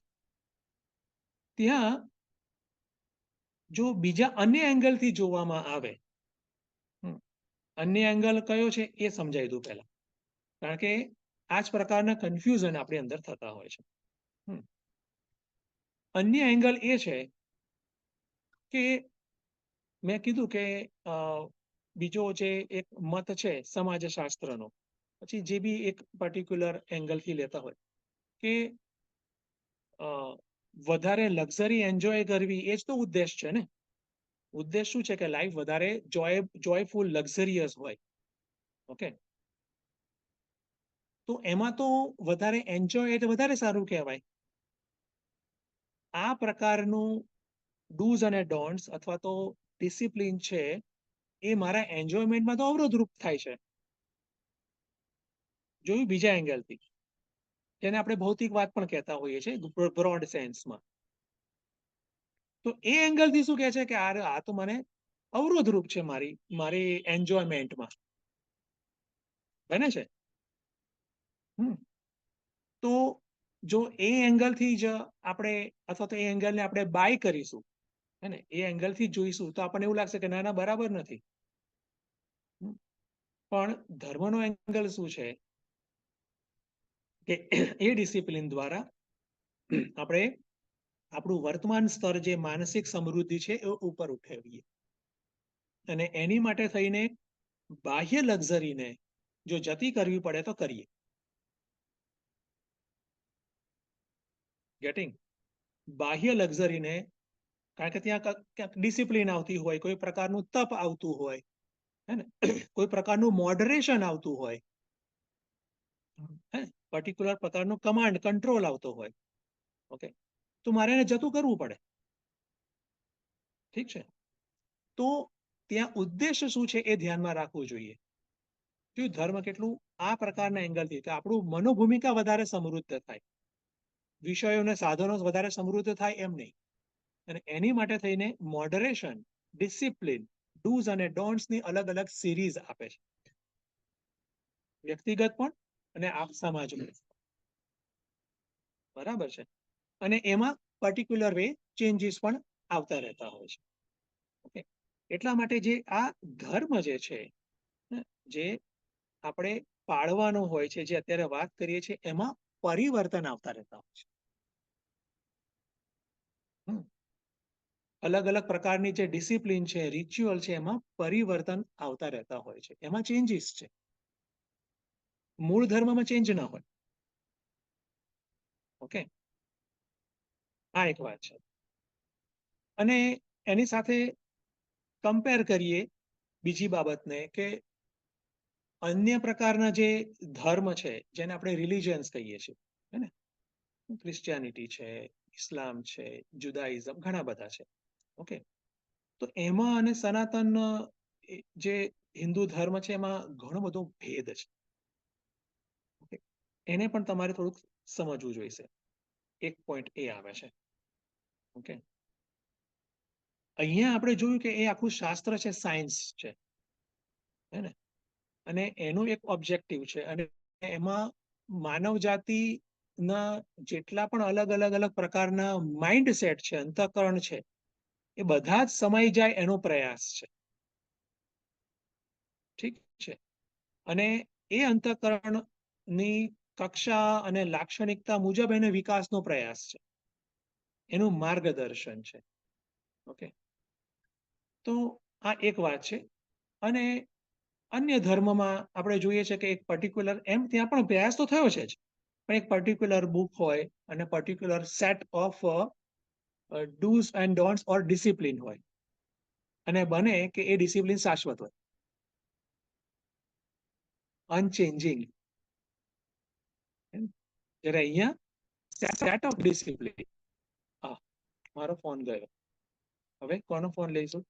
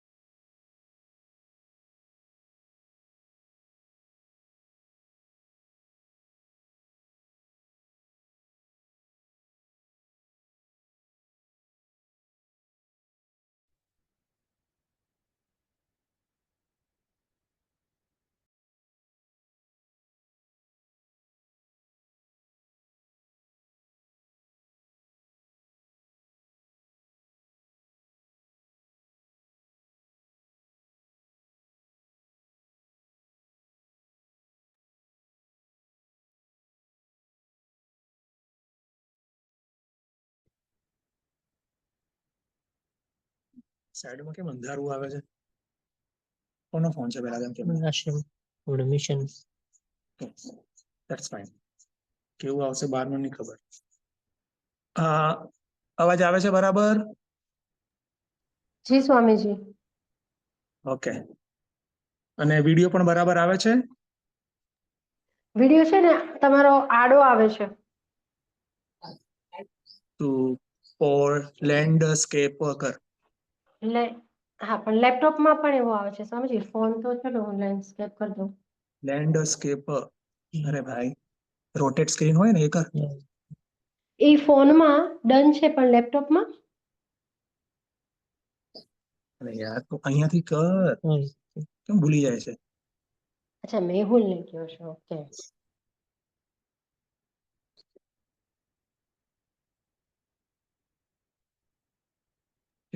હવે હવે હવે બરોબર. હવે પરફેક્ટ. મારી સાથે વાત કરો. લાઈટ સ્વિચ ઓન કરી નાખ. लाइट नहीं, ટ્યુબલાઇટ.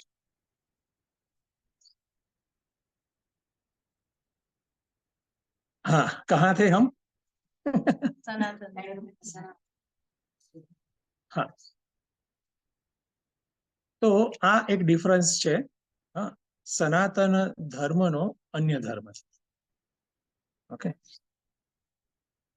સનાતન ધર્મ અને અન્ય ધર્મમાં આ ડિફરન્સ છે. એબ્સોલ્યુટ ટ્રુથ અને એને પામવા માટેના રસ્તા. અને I remember Swami Vivekananda right now, એ એમ કહે છે કે અલ્ટિમેટલી એવું થવું જોઈએ કે જેટલા વ્યક્તિ છે ને એટલા ધર્મ. કારણ કે દરેકનું કોન્સ્ટિટ્યુશન યુનિક છે. સમજો, હે ને? દરેકનું કોન્સ્ટિટ્યુશન યુનિક છે, માટે એક યુનિક રીતે આપણું નેવિગેશન થવું આવશ્યક છે. ઓકે, એટલા માટે ભેડચાલ ના ચાલે, હે ને? કે બધા સાથે હો કરતા જઈએ ને જે બધાને થશે એ મારું થશે. હે ને? મારું શું થશે? જે બધાને થશે મારું થશે. બધા એમ જ કહેતા હોય પાછું. તો જ બને ને આ પ્રકારે ટોળું, હે ને? તો એ બાબતમાં નથી માનવામાં આવતું. ઓકે, અને સાથે સાથે જે પ્રિન્સિપલ્સ છે એ સેમ છે. બધા જ આખી માનવ જાતિના સેમ છે, હે ને? જે પ્રિન્સિપલના બેઝ પર આપણું શરીર કાર્ય કરે છે, આપણું મન કાર્ય કરે છે, ઈચ્છાઓનું તંત્ર કાર્ય કરે છે, હે ને? પછી એને સમજાવવા માટે સાત્વિક, રાજસિક, તામસિક કીધું. એનું જે પરિણામ એ સેમ એક્રોસ ધ બોર્ડ, બધાને સેમ રીતે લાગુ પડતું હોય છે. પણ એની એપ્લિકેશન જે છે એ યુનિક આવે છે. એ સિમિલર હોઈ શકે પણ સેમ કદી નહીં. એટલે સિમિલર નું ગ્રુપ બને, ધેટ ઇઝ ફાઇન, અને પણ સેમ કદી નહીં, હે ને? એ પણ એક ધ્યાનમાં રાખવું આવશ્યક છે. તો એ સનાતન હિન્દુ ધર્મની ખૂબી છે. બરાબર છે કે one law or rule applies to all, એવું નથી. બરાબર છે. અન્ય ધર્મો જે છે વિશ્વના, એમાં આપણે બહુ વિશેષ આપણે નેચરલી અભ્યાસ ન કર્યો હોય. મેં પણ બહુ ડિટેલમાં અભ્યાસ નથી કર્યો એમ,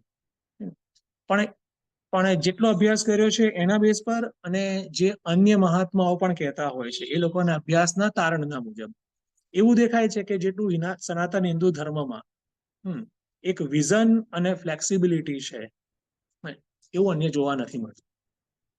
ઓકે, આ એક વાત છે, અને એને આપણે આટલું રાખવામાં ઇનફ છે. તો આ એક વાત થઈ ગઈ. બીજી એક વાત કરી દઉં, કારણ કે આપણે જ્યારે કમ્પેર કરીએ છીએ અન્ય ધર્મ સાથે, ઓકે, તો આપણે હિન્દુ ધર્મમાં એ પ્રકારે પણ એક વહેંચણી અથવા તો ક્લાસિફિકેશન રાખ્યું છે. શું ક્લાસિફિકેશન? ધર્મશાસ્ત્ર અને અધ્યાત્મશાસ્ત્ર, હે ને? ધર્મ અને અધ્યાત્મ. એ પ્રકારે પણ ક્લાસિફિકેશનનું એક રાખ્યું છે કે જેમાં જે ધર્મ જે છે, ધર્મશાસ્ત્ર જે છે, એ મારું વ્યક્તિત્વ અને મારો સમાજ અને જગત સાથેનો સંબંધ, ઠીક છે, એને ડીલ કરે છે. જ્યારે અધ્યાત્મ શાસ્ત્ર છે એ મુખ્યત્વે શાને ડીલ કરે છે કે મારા સ્વરૂપ સાથે, મારું ઈશ્વર સાથે જે સંબંધ છે એને ડીલ કરે છે. ઓકે, તો હવે તમે જોશો એના બેસ પર જોશો તો કે અધ્યાત્મ શાસ્ત્રની જે બાબતો છે એ કેવી થઈ ગઈ, દેશ કાળમાં અને સમય સાથે કોઈ એમાં પરિવર્તન ન થાય. ધર્મશાસ્ત્રની જે ડિસિપ્લિન્સ છે એમાં પરિવર્તનને અવકાશ છે ને થતા બી હોય છે. પ્રિન્સિપલ્સમાં પરિવર્તન ના થાય કારણ કે પ્રિન્સિપલ જસ્ટ લાઈક એ ગ્રેવિટી છે, પણ એમાં પરિવર્તન આપણે જોઈએ છે. એના જે કન્ડક્ટ છે, એના રિચ્યુઅલ્સ છે, એમાં પરિવર્તન હોય છે, એને અવકાશ છે. બરાબર છે. તો એ રીતે પણ એને અલગ રાખી અને ક્યાં ચેન્જ થઈ શકે અને કયા બેઝ પર અને કયા પર્પસથી એ બી કીધું છે. અને અધ્યાત્મ શાસ્ત્ર એ શાશ્વત નિયમો છે, શાશ્વત સત્ય છે, એમાં કોઈ પરિવર્તન ન હોય તો જ એને સત્ય કહે ને. બરાબર છે. ત્રિકાલા બાધિત સત્ય, જોયું આ ફરક આવે છે. તો આ પ્રકારે હિન્દુ ધર્મમાં એને વાઇડ વેરાયટી અને સાથે સાથે પ્રોપર ક્લાસિફાય પણ કર્યું છે, અને વિથ પર્પસ, વિથ અન્ડરસ્ટેન્ડિંગ. ઠીક છે. અન્ય ધર્મની આપણે બહુ એમાં ડિટેલમાં નથી જતા, પણ એક બીજો એક પોઈન્ટ છે એને એક એડ્રેસ કરવો જરૂરી લાગે છે અહીંયા. એ છે ધર્મ અને સંપ્રદાય.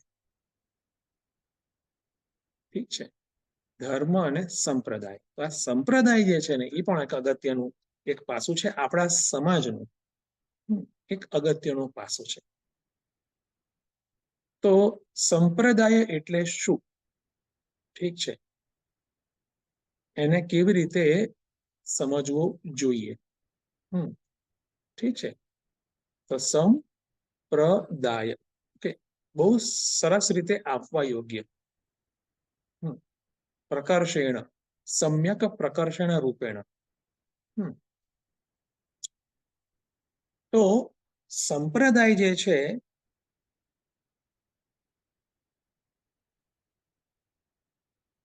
એનો એક ચોક્કસ કાળમાં, ચોક્કસ દેશમાં, દેશ એટલે કે ચોક્કસ જગ્યામાં ઉદય થતો હોય છે,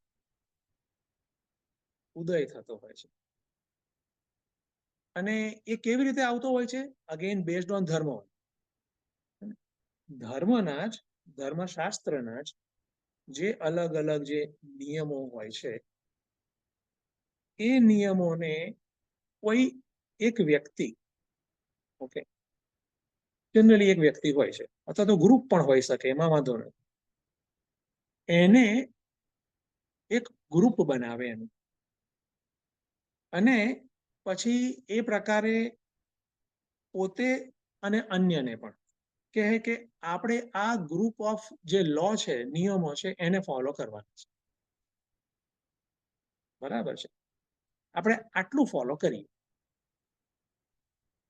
મિનિમમ આટલું તો ફોલો કરીએ જ, અથવા તો એવું પણ હોઈ શકે કે આટલું જ ફોલો કરીએ, આટલું ફોલો કરીએ તો સારું છે એમ. અને એનો જે આઈડિયલી આદર્શ રીતે કહેવાય છે કે એ એટલા માટે કર્યું છે કે ઘણી બધી અલગ અલગ વ્યવસ્થાઓ છે, તો સામાન્ય વ્યક્તિ કન્ફ્યુઝ થઈ જાય છે. સામાન્ય વ્યક્તિ કન્ફ્યુઝ થઈ જાય છે, એ ધર્મને પકડી શકતો નથી. પોતાના જીવનના જે કાર્યો હોય છે એની સાથે સાથે ધર્મને નથી લઈ જઈ શકતો. તો અહીંયા જે સેટ ઓફ નિયમો છે, તો કહે છે કે આટલા નિયમો આપણે દૈનિક જીવનમાં એને આપણે એનું અનુશીલન કરવાનું. પછી નિત્ય કર્મમાં આવે, નૈમિત્તિક કર્મમાં આવે કે આટલી બાબતો આપણે કરીએ. અને related to what? Related to ભગવાન ઓનલી. બરાબર છે. ભગવાન ધર્મના એરિયામાં છે, ભગવાન માટે થઈને છે. વધારે આપણી એક ઉન્નતિ થાય એ જ પ્રયોજનથી, આદર્શ રીતે. આદર્શ આ પ્રકાર છે. એની માટે થઈને કોઈ એક જાગ્રત વ્યક્તિ હોય, કોઈ મહાપુરુષ કક્ષાના વ્યક્તિ હોય, એ આ પ્રકારે આપતા હોય છે. એની પાછળનું એક પ્રયોજન હોય છે. 2-3 પ્રયોજન હું અત્યારે થોડાક કહીશ તમને. કે પહેલું મેં તમને કીધું કે વ્યક્તિ કન્ફ્યુઝ થઈ જાય છે કે આટલું બધું કરી શકાય ને આમાં ના પણ થાય, આટલું કરાય ને આટલું ના કરાય. કારણ કે ધર્મશાસ્ત્ર જે છે અલગ અલગ કક્ષાના લોકો માટે વાત કરે છે. એટલે કોઈ એક જ પ્રકારનો નિયમ જે છે અથવા તો નિયમાવલીને સ્ટાન્ડર્ડાઇઝ કરીને ન આપી શકે. સ્ટાન્ડર્ડાઇઝ કરીને ન આપી શકે. જે રીતે ફિઝિક્સ છે એ અલગ અલગ ઘણી બધી વાતો કરે છે. પણ ફિઝિક્સ એમ ના કહી શકે કે બધાએ આ જ ભણવાનું, આ જ પર્ટિક્યુલર લેસન ફિઝિક્સનું ભણવાનું. એ સિસ્ટમ નક્કી કરે છે કે બેટા તું 5મા ધોરણને લાયક છે, તું 5મા ધોરણનું ફિઝિક્સ ભણ. તું 5મા નહીં, તું 3જાનું ભણ, એટલે કે તું 7માનું ભણ. છે કે નહીં? ધર્મશાસ્ત્ર પણ એ પ્રકારે શાસ્ત્ર છે, સાયન્સ છે. તો એની પછી ઘણી બધી રેન્જ છે. તો એવું બનતું હોય છે કે સમાજ કન્ફ્યુઝ થાય છે, લોકો કન્ફ્યુઝ થાય કે મારે શું કરવું. તો જે મહાપુરુષ હોય છે, જે એક જાગ્રત વ્યક્તિ હોય છે, એમાંથી પર્ટિક્યુલર જે નિયમાવલી છે એ બનાવે છે, ડિરાઈવ કરે છે બેઝડ ઓન ધર્મ ઓનલી. ઓકે. અને એ વર્તમાન જે સમાજ છે કે જે સમૂહ છે એને પણ એ સારી રીતે સમજે છે, એની માનસિકતાને, કે એની વર્તમાન માનસિકતાથી ઉપર ઉઠાવવા માટે આ નિયમાવલી એને કામ લાગશે. અને પછી કે આ નિયમાવલી તમે કરો, તમે એનું ફોલો કરો. બરાબર છે. અને એ જે નિયમાવલી જે છે એ પ્રકારનું એક જીવન પદ્ધતિ છે, એને લોકો ફોલો કરે છે. નેચરલી એનો લાભ પણ મળે છે, કારણ કે વર્તમાન સ્તરથી ઉપર ઉઠાવે છે એને લાભ પણ મળે છે. લાભ મળે છે તો નેચરલી પછી એ વધારે એને ફોલો કરે છે. એ પ્રકારે ગ્રુપ મોટું થાય છે. ઠીક છે. અને એ બને છે સંપ્રદાય. બને છે એ બન્યો સંપ્રદાય. અને આ પ્રકારે અલગ અલગ સમયમાં અને અલગ અલગ જગ્યાએ, ભારત દેશની જ વાત કરીએ, ઘણા બધા સંપ્રદાયો છે, હતા, હોઈ શકે, આવશે પણ. બરાબર છે. એ આખું ટ્રેન્ડ ચાલતો જ રહેતો હોય છે. પણ સંપ્રદાયમાં એક શું છે કે પર્ટિક્યુલર કાળ વિશેષમાં એનો ઉદય થયો. પછી બને કે નાનું જ હોય, એક વ્યક્તિ હોય, મેં કીધું જાગ્રત વ્યક્તિ, પછી એના ફોલોઅર્સ હોય, એને લાગતું હોય કે આ બરાબર છે. પછી એમ વર્તુળ વધતું જાય, સારું એવું વધતું જાય. તો આપણે શું કહીશું? ઉદય થયો, પછી વિસ્તાર. પછી એ કાળમાં જ શું થાય? એ શ્રિંક પણ થાય, નાનું થતું જાય. અને પછી થોડા સમય પછી કે એવું પણ થાય. And that is fine. બરાબર છે. That is fine. એ પ્રકારની નિયતિ જ છે. એ નિયતિ છે એવી. સંપ્રદાયનું પ્રયોજન આ પ્રકારે છે કે આપણે કન્ફ્યુઝ ના થઈએ, અથવા તો આપણને ઇન્સ્પાયર થઈને આપણે ઉપર ઉઠીએ. ઠીક છે. અને પછી જો એનું પ્રયોજન સિદ્ધ થઈ ગયું છે, હવે એ સંપ્રદાય અને એના જે નિયમો જે છે આપણને વિશેષ લાભ નથી આપી શકતા, તો પછી એને શું થઈ જવું પડે? અસ્તમ. પછી અસ્ત થઈ જાય. તો એનો ઉદ્ભવ ક્યાંથી થયો? ધર્મમાં. એટલે કે સનાતન ધર્મની વાત કરીએ તો સનાતન હિન્દુ ધર્મમાંથી ઉદ્ભવ થયો છે. એક સાના બેઝ પર ટકેલો છે સંપ્રદાય? હિન્દુ ધર્મના બેઝ. કોઈ પણ સંપ્રદાય લઈ લો, હિન્દુ ધર્મનો કોઈ પણ સંપ્રદાય ટકેલો છે સાના બેઝ પર? હિન્દુ ધર્મ. વિસ્તાર સાના બેઝ પર થયો છે? હિન્દુ ધર્મ. પછી જ્યારે સંકોચન થાય છે અને પછી જ્યારે એ નામશેષ થઈ જાય છે એક વખત, પાછો ક્યાં ગયો? હિન્દુ ધર્મ ભળી ગયો. ખ્યાલ આવે છે? એ આ પ્રકારનું ચક્ર જે છે એ આમાં ચાલતું રહેતું હોય છે. ઓકે, હવે ત્યાં એક બીજી વાત છે. સંપ્રદાય જે છે એનો વિસ્તારનું આદર્શ પ્રયોજન આપણે જોયું કે જેમાં આપણી વર્તમાન મનોસ્થિતિ છે એનાથી ઉપર ઉઠાવે છે. પછી ત્યાં એક બીજી પણ એક પ્રેક્ટિકલી આપણે જોઈએ તો બીજી પણ એક થોડીક ત્યાં વિકાર થતો હોય છે, અને એ વિકાર શું છે કે જે તે સંપ્રદાયનો સ્થાપક જે જાગ્રત પુરુષ છે, જે આર્ષ દ્રષ્ટા છે, આપણે એટલું આપણે જોઈ રાખીએ, એણે જે પ્રકારે આપણને જે ગાઈડલાઈન આપી છે તે જ ગાઈડલાઈનને ધારો કે ફોલો કરવામાં, કેરી ફોરવર્ડ કરવામાં આવે છે તો આગળની જનરેશનમાં બને કે એવી જાગૃતિ ન હોય, એવી જરૂરત પણ ન હોય. જે મેં વાત કરી કે સમાજ ઉપર ઉઠી ગયો છે, અને બીજું ધારો કે ઉપર નથી ઉઠ્યો કારણ કે એટલું બધું સરસ એમને ગાઈડલાઈન આપી છે હાયર, પણ એવી જાગૃતિ નથી કે જે બદલાયેલી જે મનોસ્થિતિ છે સમાજની એ મુજબ એ વધારે સારી રીતે સમજાવી શકે, ઇન્સ્પાયર કરી શકે, એવું થતું હોય છે. ઓકે, અને સાથે સાથે વિકાર પોઈન્ટ ઓફ વ્યૂ તો જાગૃતિ ઘટી જાય. વિકાર પોઈન્ટ ઓફ વ્યૂ બીજું પણ થતું હોય છે કે પછી સંપ્રદાયને પોતાની આઈડેન્ટિટી માની લેવામાં આવે. હિન્દુ ધર્મને આઈડેન્ટિટી માનવામાં આવે તો વાંધો નથી, કારણ કે એ સનાતન છે. સંપ્રદાયને પોતાની આઈડેન્ટિટી માનવામાં આવે અને પછી જો એ ધારો કે નાનો થતો હોય, કાળચક્ર છે તો એ ન ગમે અને એને રોકે, પછી એની માટે પછી ઘણા બધા કોમ્પ્રોમાઇઝ થાય. સામાં કોમ્પ્રોમાઇઝ થાય? વેલ્યુઝમાં. પછી જડતા પણ આવી જાય, કેટલીક જડતા પણ આવી જાય કે આ તો આમ જ થવું જોઈએ, આમ ન જ થવું જોઈએ. આપણે સાંભળ્યું છે. ગેટિંગ? તો ત્યાં એ પ્રકારનું એક વિકાર આવતો હોય છે. પણ એ જે પણ આવે તે પણ આવે, એ જો એનો જરૂર નથી તો એ પાછું એ સમાઈ જવું જોઈએ, એ જરૂરી છે. ઓકે, તો સંપ્રદાયની આ પ્રકારની નિયતિ છે. ઓકે, અને એમાં અગેન સેટ ઓફ લોઝ જે છે અથવા તો સેટ ઓફ લાઈફસ્ટાઈલ જે છે એને જ હાઇલાઇટ કર્યું છે, બાકી બધું એક્સક્લુડ કર્યું કે આપણે આટલું જ કરીએ. હકીકત શું છે? મિનિમમ આટલું તો કરીએ જ, એમ પ્લસમાં પછી તમે ગમે તે કરો. પછી જે વિકાર આવે છે શું? આટલું જ કરીએ, પછી જ આવે ઓનલી, ધેટ ઇઝ વિકાર.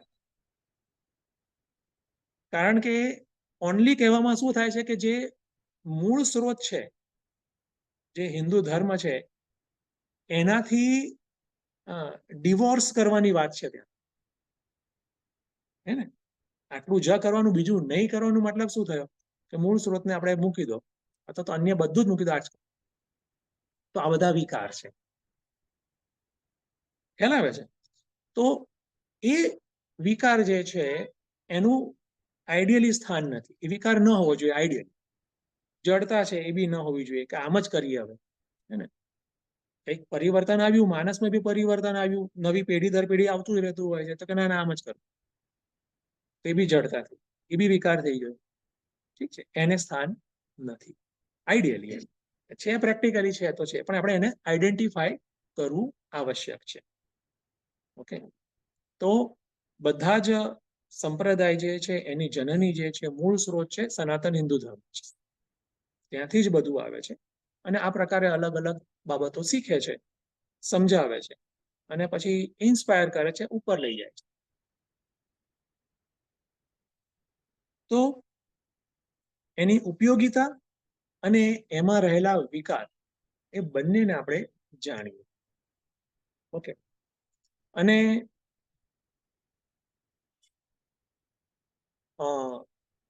સનાતન હિન્દુ ધર્મમાંથી જે એ પ્રકારે આપણને એક આચાર સંહિતા અને desire management, life management, inspiration જો આપણે ત્યાંથી મેળવી શકતા હોઈએ છીએ તો બેસ્ટ છે. બરાબર છે, તો એકદમ બેસ્ટ છે. લેવું ક્યાંયથી લેવા? આપણે એવું જ કહેતા હોય છે કે જે શુભ અને આદર્શ સંદેશો તમારે જ્યાંથી મળે ત્યાંથી. બરાબર છે, એમાં કોઈ બાધ એક્સક્લુશન નથી આવતું, બાકી વસ્તુ છે. બરાબર છે, પણ ક્યાંય પણ વિકાર જે છે એ આપણામાં ન પ્રવેશે એ જોવું આવશ્યક છે. બરાબર છે, અહીંયા હું વાત કરું છું ધર્મ અને સંપ્રદાયના સાપેક્ષ. ઓકે, રાઈટ, સમય થઈ ગયો. ઓકે, ઠીક છે, આપણે આટલું એક રાખીએ અત્યારે. ઓકે, તો પહેલા હું એમ કહીશ કે અત્યારે જે મેં વાત કરી છે એના બેઝ પર કોઈને કશો ક્વેશ્ચન છે? પહેલા ઓફલાઈન અને પછી ઓનલાઈન. Offline clear? હા, ઓનલાઈન.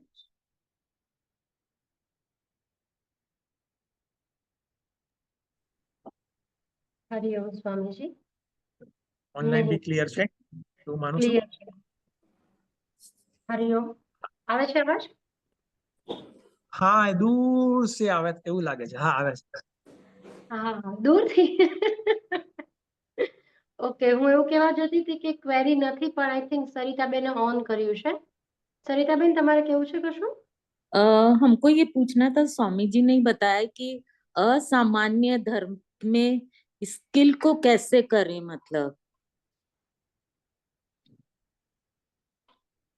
अपने स्किल, हाँ, असामान्य धर्म में आगे मतलब अपनी स्किल को कैसे करें आगे। स्किल को कैसे करें, हाँ हाँ हाँ, हाँ ओके। हाँ देखो, यहाँ पर ऐसा है कि जो अपनी कोई स्किल है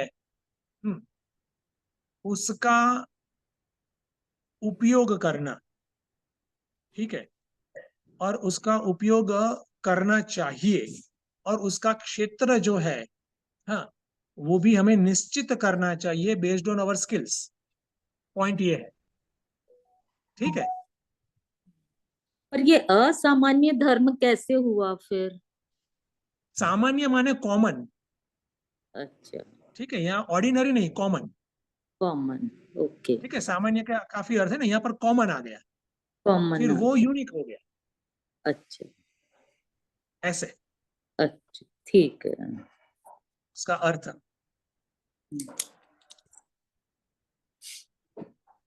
ओके, हाँ, બીજું કોઈ?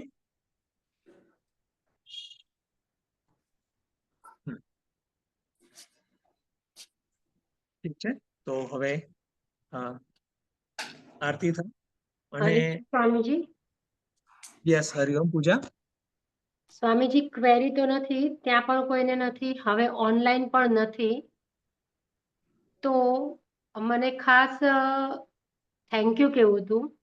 અમે ફાઉન્ડેશન વેદાંત કોર્સમાં ફ્રોમ ધ ફર્સ્ટ લેસન ધર્મ અને ધર્મશાસ્ત્ર એ સાંભળતા આવ્યા છીએ, ભણતા આવ્યા છીએ, અને લગભગ અમને બધાને પાકું થઈ ગયું છે કે જીવનમાં કોઈ તકલીફ આવે તો કોણ મદદ કરે, એ ક્વેશ્ચનનો આન્સર અમને બધાને ગોખાઈ ગયું છે કે ધર્મ, ધર્મશાસ્ત્ર અને આધ્યાત્મ ગુરુઓ.